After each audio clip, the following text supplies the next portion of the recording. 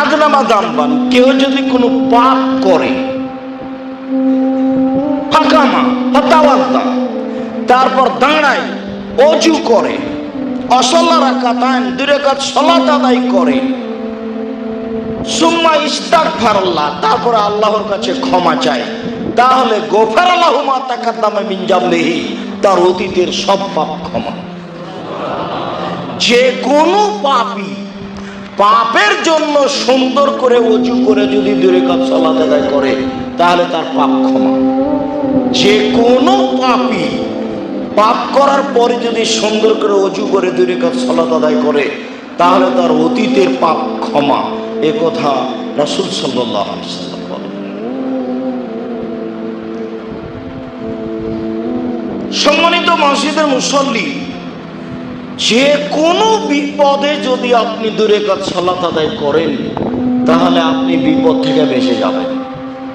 যে কোনো বিপদ, দেখবেন যে কোনো বিপদ, যে কোনো বিপদ থেকে যদি আপনি বাঁচতে চান, তাহলে 2 রাকাত সালাত আদায় করে আল্লাহকে বলতে হবে, তাহলে আপনি বিপদ থেকে বেঁচে যাবেন।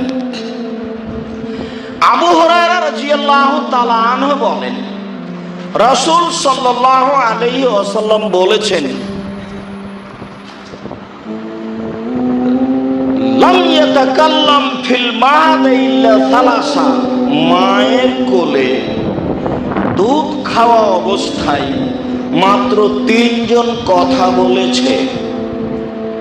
3 জন শিশু মায়ের কোলে দুধ খাওয়া অবস্থায় কথা বলেছে, তার একজন হলেন ঈসা আলাইহিস সালাম। 2, কানা রাজুলুন ফি বনি ইসরাঈল ইকালা লাহু জুরাইজ, হাজার হাজার বছর আগে একটা লোক ছিল, তার নাম ছিল জুরাইজ। ইসাল্লি ফি সমাতেহি, সে তার গির্জা ঘরে সালাত আদায় করছিল, ইবাদত করছিল। ফাতাত উম্মুহু, তখন তার মা চলে আসলেন। ফাদাতু, তার মা তাকে ডাকলেন, কোন কাজে তার মা তাকে ডাকলেন। সে তখন মনে বলে বলতে লাগলো, উজিবহা উসাল্লি, আমি মায়ের ডাকে সাড়া দিব না সালাত আদায় করব? আমার মায়ের ডাকে সাড়া দিব না সালাত আদায় করব? এটা বলতে বলতে একটু দেরি হয়ে গেছে। দেরি হতে না হতেই মায়ে তখন বলছেন বদদুয়া করে, আল্লাহুম্মা লা তুমিতুহাতাতুরিহু জুহাল মুমিসা, তুমি এই ছেলের মরণ দিও না যতদিন পর্যন্ত পতিতালয়ের মুখ না দেখেছে। আল্লাহ, তুমি এই ছেলের মরণ দিও না যতদিন পর্যন্ত খারাপ মহিলার সাথে তার একটা দুর্ঘটনা না ঘটেছে। আল্লাহ, তুমি আমার এই ছেলের মরণ দিও না যতদিন পর্যন্ত পতিতালয়ের মহিলার মুখ না দেখেছে। মা এভাবে বদদুয়া করে চলে গেলেন। যেতে না যেতেই ফাতারাজাত লাহু ইমরা, একজন মহিলা এসে উপস্থিত। তাকাল্লামাত, মহিলা তার সাথে কথা বললো জেনার ব্যাপারে। বাবা, সে অস্বীকার করলো, ছি ছি ছি ছি ছি ছি ছি, বলো কি তুমি আমাকে জেনার দাওয়াত দাও মানে? বাবা, তিনি অস্বীকার করলেন। ফাতাতির রায়ে, মহিলা একজন রাখালের কাছে আসলো। ফাম কারাত, রাখালকে জোর করে চেপে ধরলো, ওর সাথে অন্যায় অশ্লীল কাজ জেনা করলো। ফাওয়ালাদাত গোলামান, তারপর একটি বাচ্চা প্রসব করলো। ফাকালাত হুয়া মিন জুরাইজ, বাচ্চা হলেই মহিলা বলে দিল এই সন্তান হলো জুরাইজের। ফাতাহু, গ্রামবাসী জুরাইজের গির্জা ঘরের পাশে আসলো। ফাকাসসারহু, গ্রামবাসী তার গির্জা ঘরকে ভেঙে ধুলা খান খান করে দিল। ওয়ানজারুহু, টেনে হেঁচড়ে তাকে রাস্তায় নামিয়ে দিল। ওয়াসাব্বুহু, তারা এলাকার ভাষায় যার যা অনুকূলে আসলো সে অকথ্য ভাষায় গালি দিল। ঘর ভেঙে চৌচির খান খান করে দিল। তাকে ঘর থেকে বের করে রাস্তায় নামিয়ে দিল। তাকে অকথ্য ভাষায় গালি দিল। ফাকামা, জুরাইজ দাঁড়ালেন। ফাতাওয়াদ্দা, ওযু করলেন। ওয়াসাল্লা রাকাতাইন, 2 রাকাত সালাত আদায় করলেন। সুম্মা কালা, সুম্মা আতা গোলামান, তারপর তিনি বাচ্চার পাশে আসলেন, দুধের বাচ্চা। দুধের বাচ্চার পাশে এসে জোরাইজ বললেন, মানাবুকা, ও দুধের বাচ্চা তুমি বলো তো তোমার বাপকে? দুধের বাচ্চা বলল, আবি আর রাই, আমার বাপ হচ্ছে রাখা। গ্রামবাসী বলল, নাবনি সৌমাতা কাবিজ যাবে, জোরাইজ তোমার ইবাদতের ঘর কি আমরা স্বর্ণ দিয়ে বানিয়ে দিব?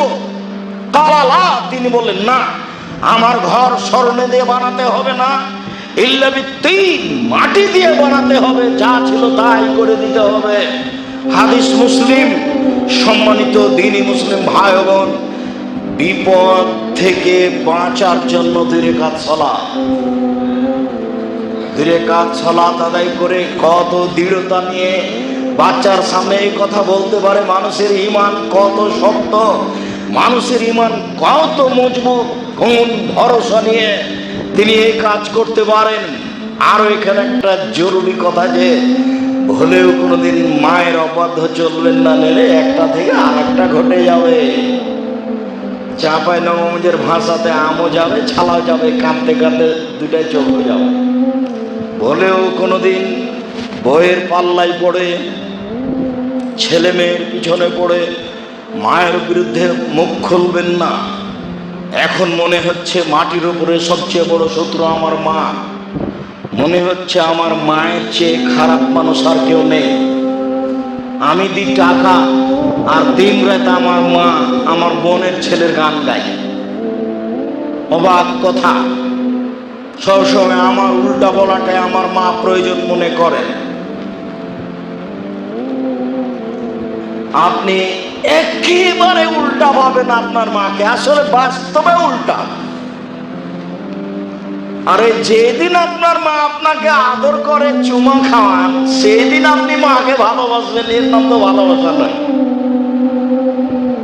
যেদিন আপনার মা একবারে হুবাহু উল্টা, একেবারেই সবচেয়ে বিরোধী মানুষ মনে হবে, সেই দিন আপনার আচরণ কি হবে?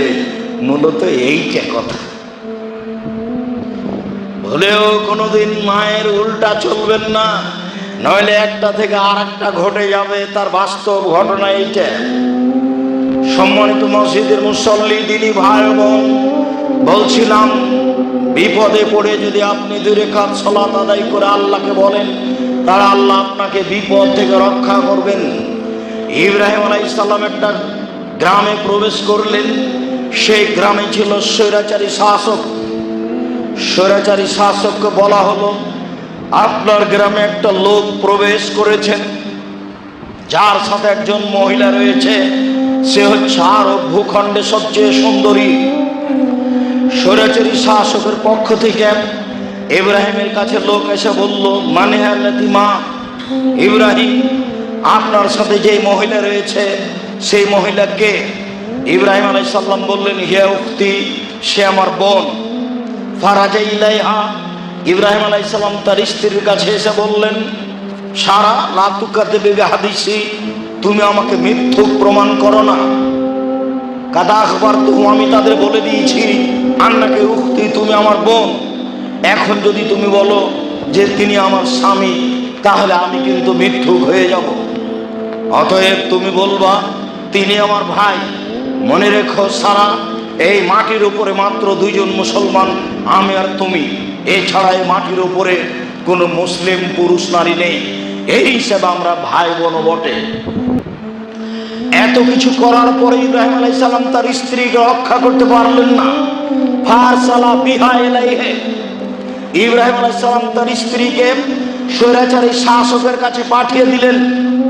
ফাকামা ইলাইহা, স্বৈরাচারী শাসকের ঘরে ঢুকতেই সে দাঁড়ালো। এখন তার গায়ে হাত লাগাবে।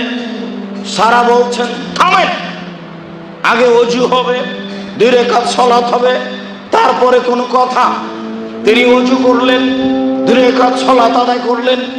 2 রাকাত সালাত আদায় করার পরে বলছেন, আল্লাহুম্মা ইন কুনতা তাআলাম আমানতু বিকা, হে আল্লাহ, তুমি যদি জেনে থাকো আমি তোমাকে বিশ্বাস করি, আমি তোমার নবী ইব্রাহিমকে বিশ্বাস করি। আহসানতু ফারজি ইল্লা যাওজি, আমার জীবনে আমার স্বামী ছাড়া আমার লজ্জার স্থান কাউকে ব্যবহার করতে দিনি। এই 3টা কথা যদি সত্য হয়ে থাকে, তুমি যদি জেনে থাকো আমি তোমাকে আল্লাহ বলে বিশ্বাস করি, তুমি যদি জেনে থাকো আমি ইব্রাহিমকে স্বামী বলছি না, আমি বলছি ইব্রাহিম নবী, আমি তাকে নবী হিসাবে মেনে নিয়েছি। আর বলতে চাচ্ছি আমার জীবনে আমি কোনোদিন অবৈধ সম্পর্কে লিপ্ত হইনি। আমার স্বামী ছাড়া আমার লজ্জা স্থানকে পৃথিবীর কোনো মানুষকে ব্যবহার করতে দিই। যদি আমার কথা দিলে সত্য হয়ে থাকে ফলা তুষালে তারা কাফেরা, তাহলে নির্জন হয়ে কোনো মানুষকে তুমি আমার উপরে জয় করবো না। কথা বলা শেষই হয়নি, শহীদের শাসক অজ্ঞান হয়ে পড়ে গেল। হাদিস বুখারী মুসলিম আবু দাউদ সাহেব তিরমিজি তোমাদের মায়ে হাদিস দাঁড়িয়ে দেয় না। পৃথিবীর সব হাদিস গ্রন্থে রয়েছে একবারে দিনের মতো ঘটনা।